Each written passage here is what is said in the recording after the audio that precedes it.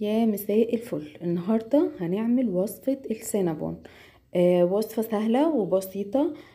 ما تقلقوش الناس اللي مش بتحب القرفة زي كده، انا مش بحب القرفة برضو.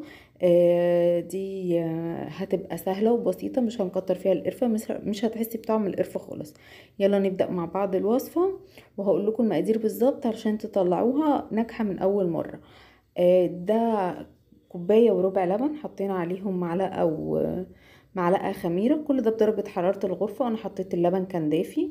والبضاية يحبذ يعني ان الحاجة تكون مش في التلاجة، تكوني سايباها من بقالها مدة يعني. ورشة ملح ورشة فانيليا على على البيض واللبن بتاعتي والخميرة.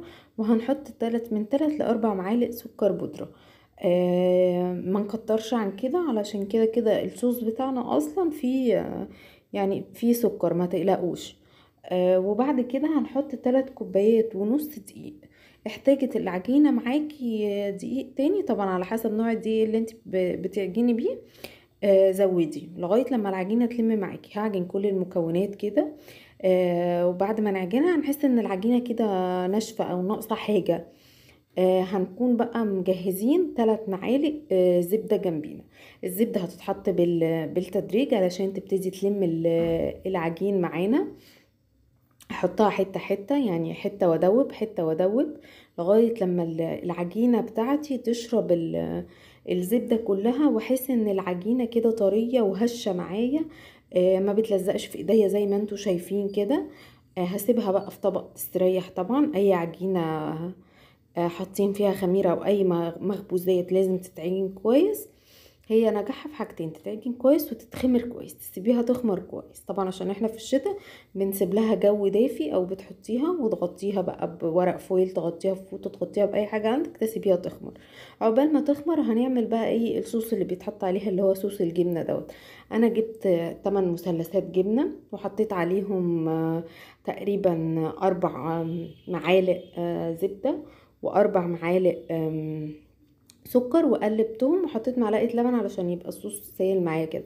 شايفين دي العجينه بعد ما خمرت هشه وطريه، مش بتلزق معايا. هفرش بقى الكاونتر اللي انا بعجن عليه، هفرشه كده سن الدقيق، وابتدي ان انا افرد العجينه بتاعتي ما رفعهاش قوي علشان الاقي نتيجه كويسه، عشان السينابون نفسها بتبقاش رفيعه. بعد ما افرد العجينه هجيب حته زبده برضو بدرجه حراره الغرفه علشان تعرف تتفرد معايا، وافردها على العجينه كلها. هكون محضره بقى، جايبه معلقه قرفه ومعلقه كاكاو خام ومعلقه سكر، هخلطهم مع بعض. لو مفيش سكر بني حط سكر عادي، انا مكانش عندي سكر بني حطيت سكر بودره عادي. وابتديت ان انا اغطي بيه العجينه كده فوق الزبده عادي خالص. طيب هنيجي بقى لحته ان احنا بنقطع العجينه. في ناس بتعملها رول كامل وتقطعها بدبارة علشان العجينة ما تلزقش.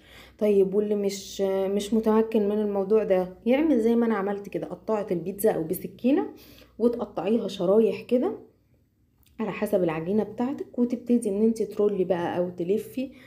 آه انا شايفة ان الطريقة دي اسهل للناس اللي مش متعودة على موضوع الدبارة. قطعي بقى الكمية بتاعتك براحتك، يعني حاولي تخلي العجينة بتاعتك مستطيلة بحيث ان هي تطلع كلها قطع متساوية. وحاولي برضو ان انتي بتقطعي تقطعيها قطع متساوية. شايفين سمك العجين تقريبا سنتي. دلوقتي انا لفيتهم كلهم، حطيتهم في صينية. رشة طبعا الزيت بتاعنا دي شيء اساسي. وابتديت ان انا ابططهم كده بايديا، واحط باقي الخليط، القرفة والسكر بتاعي ده. بعد ما خمروا بسيبها طبعا شوية، لازم تخمر، وبعد كده احطيهم في الفرن على درجة حرارة 180.